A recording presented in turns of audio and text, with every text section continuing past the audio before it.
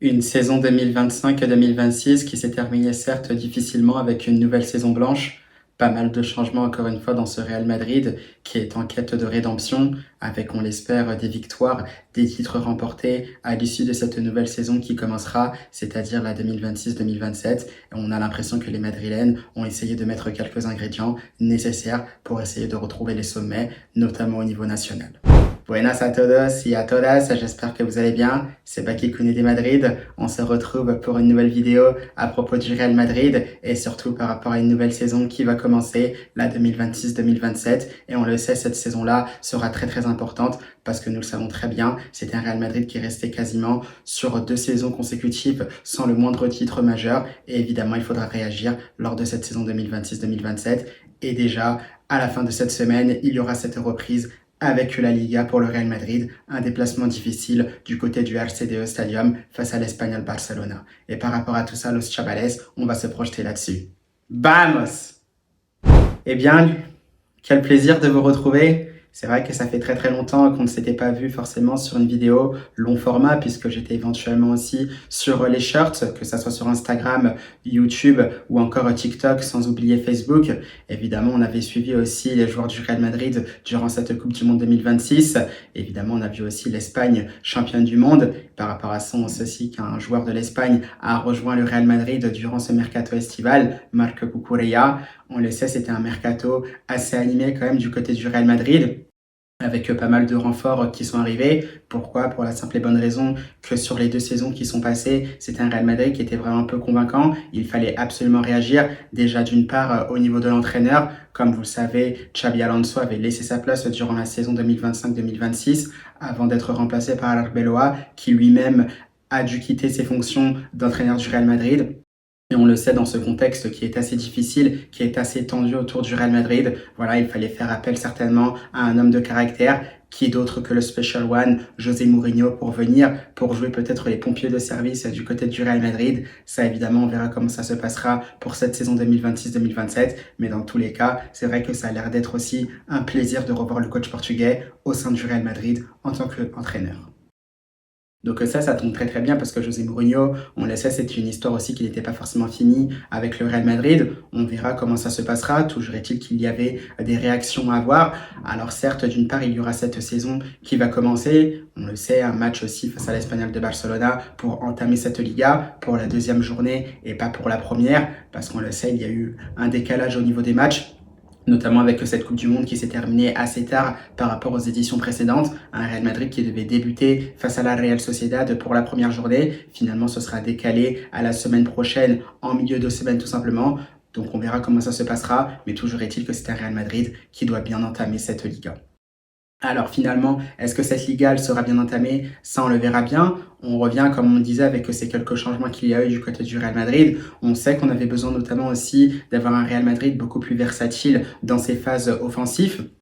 Alors évidemment, on sait que ça passait beaucoup du côté gauche avec Vinicius Junior ou Kylian Mbappé. On a l'air d'avoir trouvé aussi un pendant de l'autre côté avec Yann Diomandé. Évidemment, on le sait, cette recrue qui vient de Leipzig, joueur ivoirien très prometteur, auteur aussi d'une belle Coupe du Monde, montrant aussi tout son potentiel en vue de l'avenir également. Donc on le sait, ça peut être un bon investissement à l'avenir pour le Real Madrid. On verra comment ça se passera. Certes, c'est un Diomandé aussi qui est revenu assez tard de vacances, tout comme Kylian Mbappé, Tchouaméni, Konaté aussi qui vient d'arriver, ou encore Marc Cucurella. Donc on le sait, pas mal de décalage avec Denzel Dumfries également, mais qui est revenu un peu plus tôt. Toujours est-il qu'on a vu un Diomandé avec très peu de temps de jeu. Finalement, on va voir comment ça se passera. On a vu déjà sur ce dernier match face à Schalke 04, un match de préparation, qu'il y avait des choses intéressantes. Un Real Madrid beaucoup plus versatile, un Real Madrid beaucoup plus concerné. Et surtout, on reste quand même voilà, sur nos gardes, parce qu'on le sait, des fois ça peut bien commencer aussi avec le Real Madrid avant d'être vite déçu par la suite. On avait vu aussi de belles choses avec Xabi Alonso lors du début de saison 2025-2026, avant que ça se commence à se tendre. Maintenant, j'ai hâte de voir comment ça se passera par la suite, mais on le sait, pour l'instant, il faut rester tranquille, positif, pas forcément s'enflammer autour de cette équipe-là, parce qu'il y a encore pas mal de choses à faire. Donc ça, finalement, ce sont de bonnes choses qu'on a pu voir. Alors certes, on peut rajouter aussi des joueurs comme Bernardo Silva qui sont également arrivés durant cette période estivale, ce qui donne aussi beaucoup plus de versatilité à ce Real Madrid-là, qui avait besoin aussi de beaucoup plus de maîtrise dans ce milieu de terrain. C'est le cas aussi avec Bernardo Silva. Mais voilà, c'est peut-être aussi ce qu'on peut voir d'un point de vue échec durant ce mercato, c'est qu'il manque peut-être cette pièce essentielle, comme j'en avais parlé aussi sur mes vidéos TikTok, Instagram ou voire même YouTube en short.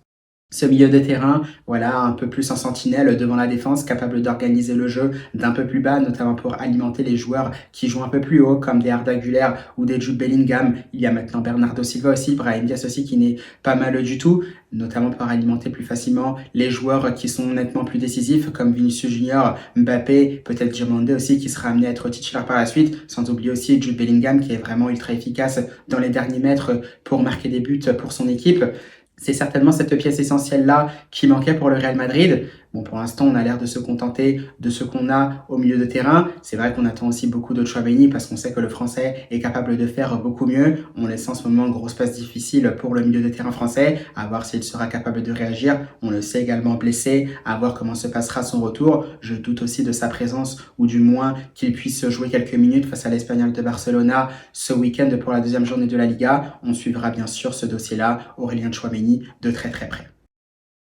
Donc voilà, ça c'était une des choses. Maintenant, comme on le disait, c'est un José Mourinho aussi qui a très peu travaillé, comme vous le savez, avec son effectif au complet durant cette préparation. Donc pour commencer à voir ce que ça donne petit à petit, j'imagine qu'il faudra être patient. On a eu un bon aperçu déjà lors de ce dernier match face à Schalke 04 ce dimanche. Je parle pas forcément des matchs précédents qu'il y a eu parce que l'effectif n'était pas au complet forcément. Là, c'était beaucoup plus intéressant face à Schalke 04, même si on a vu une équipe, pas forcément type, mais une équipe qui pourrait être alignée aussi face à l'Espagnol de Barcelona, jouer les 45 premières minutes. On a vu, il y avait eu des belles choses, notamment au niveau du contre-pressing, au niveau des efforts, que ce soit offensif comme défensif. Voilà, pas mal d'attitudes de gagnants. J'imagine que c'est peut-être ce que José Mourinho essaierait d'amener à ce Real Madrid-là. Mais voilà, pour l'instant, pas de conclusion. Pour l'instant, on regarde, on laisse les joueurs faire. Nous, ce qu'on attend, c'est évidemment des résultats pour la deuxième partie de saison, à voir si le Real Madrid sera à la hauteur. Mais comme on le disait, pour l'instant, ne pas s'enflammer, voir seulement match après match ce que le Real Madrid est capable de faire, parce qu'on le sait, on peut tellement s'enflammer, on peut tellement penser haut, rêver haut, et finalement cette équipe est capable de nous décevoir.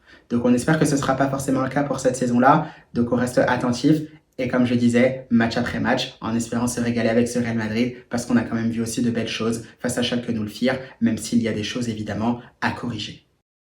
Donc ça, c'est intéressant. On voit aussi cette stabilité, pas forcément stabilité parce que ce n'était qu'un match que peut apporter Ibrahima Konaté, qui a besoin aussi de reprendre de la confiance d'ailleurs. Ça, c'est un point aussi qu'on n'avait pas souligné aussi du côté de la défense du Real Madrid. Si cette défense centrale Konaté-Huysen peut être complémentaire, moi, ce que j'ai bien aimé tout simplement, c'est que tu as aussi Trent Alexander-Arnold et Konaté du même côté de la défense du Real Madrid. On a oublié de souligner aussi par moment que ces deux-là ont joué aussi plusieurs saisons ensemble du côté du Liverpool. Maintenant, ce qui est intéressant, c'est qu'il peut y avoir aussi des automatismes entre ces deux-là, ce qui peut aider aussi notamment dans la composition d'une défense, même si on a conscience aussi des difficultés défensives de Trent Alexander-Arnold. Donc voilà, ça c'était un des points. Et ce qui est fort aussi avec ce Real Madrid-là, on a notamment pu le voir aussi lors de ce dernier match, c'est voilà cette qualité au niveau de l'effectif. On se rend compte quand même qu'il y a des joueurs de très très grande qualité. C'est une équipe aussi au moins doublée à chaque poste, très très intéressant. On le voit avec ce côté gauche, notamment avec Vinicius Junior. Bon, Rodrigo Goes est blessé. Voilà, on a Mbappé avec Espi, avec Hendrick. On peut avoir du Brahim Diaz avec du Diomandé, voire même du Bernardo Silva sur le côté droit. Pareil aussi à ce poste de numéro 10 au milieu de terrain. Si on joue bien sûr avec deux pointes hautes, on peut retrouver du Fede Valverde, Bellingham, Arda Güler, Bernardo Silva. On peut retrouver même aussi Camavinga, Tchouaméni bien sûr qui peut être un peu seul en sentinelle devant la défense, mais je pense que Cama, voire même Federico Valverde peuvent occuper ce poste. C'est pour ça que ça va être important aussi de trouver un équilibre dans ce Real Madrid-là. Pourquoi pas ramener aussi un milieu de terrain, celui qu'on recherche bien sûr dans ce Real Madrid-là. Maintenant, on a hâte de voir, ce serait bien. Mais bon, pour l'instant, on est sûr de rien. Mais ça reste intéressant au niveau des doublures à ces postes-là. Pareil aussi en tant que latéral gauche avec Carreras, Cucurella, sans oublier aussi Ferland Mendy, mais qui est blessé pendant un long moment. Pareil aussi au niveau de la défense centrale, même s'il faudrait peut-être rajouter un défenseur central supplémentaire, parce qu'on le sait, dans le secteur défensif au Real Madrid, par moment, ça se blesse énormément. Et on le sait, dans les confrontations directes importantes pour remporter des titres en fin de saison, ça peut compter grandement. Donc, mais tu te rends compte qu'il y a quand même de la qualité quand tu vois Konaté, évidemment, Essien, Militao qui se blesse souvent. Bon, Asensio, je pense qu'il a encore pas mal d'expérience à prendre. Tu as Rudiger, mais par moments beaucoup trop brouillon, mais ça reste intéressant quand même. Et évidemment, sur le côté droit, tu peux retrouver Trent Alexander-Arnold avec Denzel Dumfries. Donc là-dessus, il y a tout pour mettre de la concurrence, une concurrence saine évidemment, et pour que les joueurs se poussent entre eux, ce qui devrait les motiver davantage, être concentrés à 100% sur les matchs et avoir cette envie de gagner. Ça, on l'espère. On verra comment ça se passera, bien sûr, par la suite de cette saison.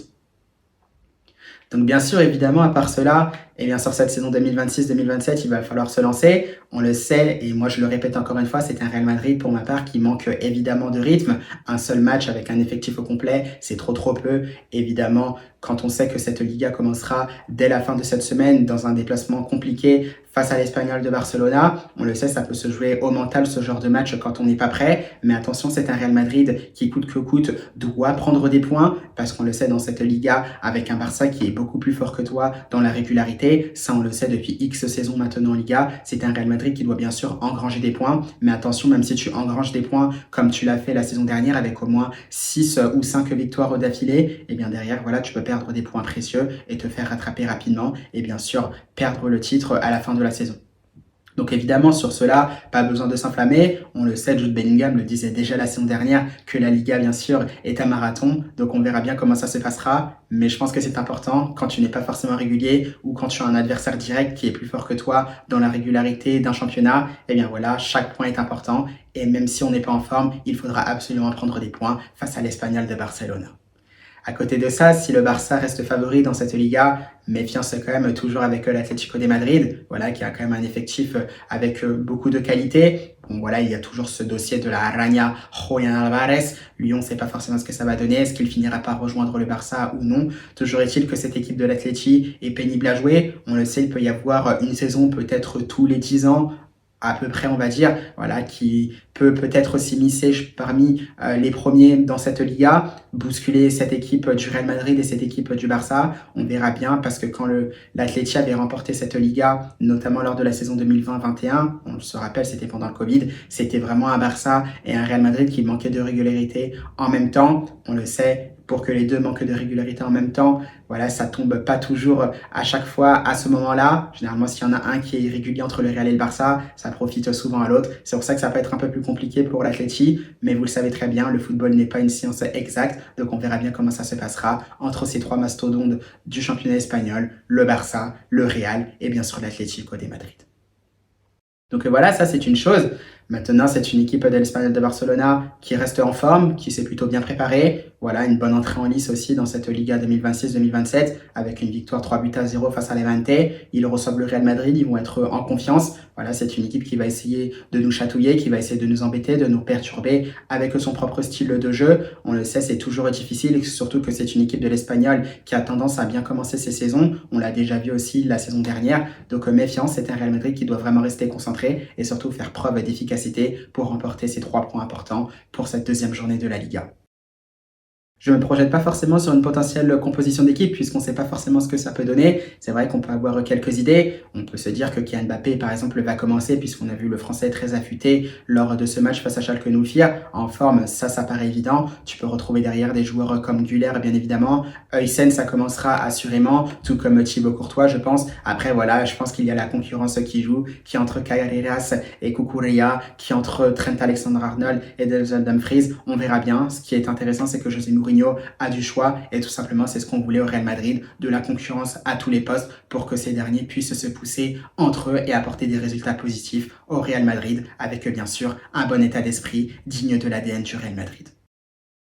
Donc voilà, Los Chavales, je ne vais pas forcément me projeter davantage sur ce match-là. On sait que maintenant, c'est la dernière semaine de préparation qui commence pour le Real Madrid. Au moment où je tourne la vidéo, il n'y a pas forcément eu de séance d'entraînement. Peut-être qu'il y en aura une. Je vous mettrai peut-être des contenus sur mes chaînes, donc via des posts ou des petits shirts. Donc comme vous le savez, sur Instagram, YouTube, Facebook ou encore TikTok. Et voilà, on va suivre cette équipe du Real Madrid petit à petit pour voir cette équipe-là débuter la Liga avec, on l'espère, un succès ce samedi soir face à l'Espagnol de Barcelone.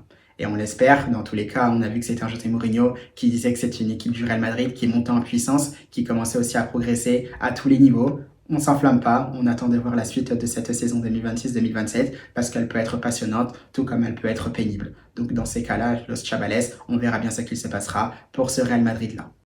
Moi, quoi qu'il en soit, c'est vrai qu'il y aura peut-être la présentation des nouveaux joueurs du Real Madrid durant cette semaine. Je vous retrouve aussi pour la première édition de la saison en conférence de presse, donc pour José Mourinho, voilà, qui sera attendu certainement ce vendredi pour parler de ce match entre le Real Madrid et l'Espagnol de Barcelona, se projeter, parler aussi un peu du mercato, des nouveaux joueurs qui sont arrivés du côté du Real Madrid. Voilà ce qu'il impose de nouveau aussi à ce Real Madrid-là, avec de nouveaux ingrédients, avec de nouvelles attitudes irréprochables quasiment à avoir, tout en pensant au collectif. Donc bien sûr, on attend cette conférence de presse avec impatience. Donc voilà, Los Chavales, c'est la fin de cette vidéo. J'espère qu'elle vous aura plu. C'était vraiment un plaisir pour moi de vous retrouver. Comme je vous l'ai dit, on se retrouve notamment peut-être en fin de semaine, notamment pour un débrief d'après-match de cette deuxième journée de la Liga. Dans tous les cas, moi, je vous souhaite bien sûr une très belle semaine et surtout vive le football et à la Madrid, in Adamas.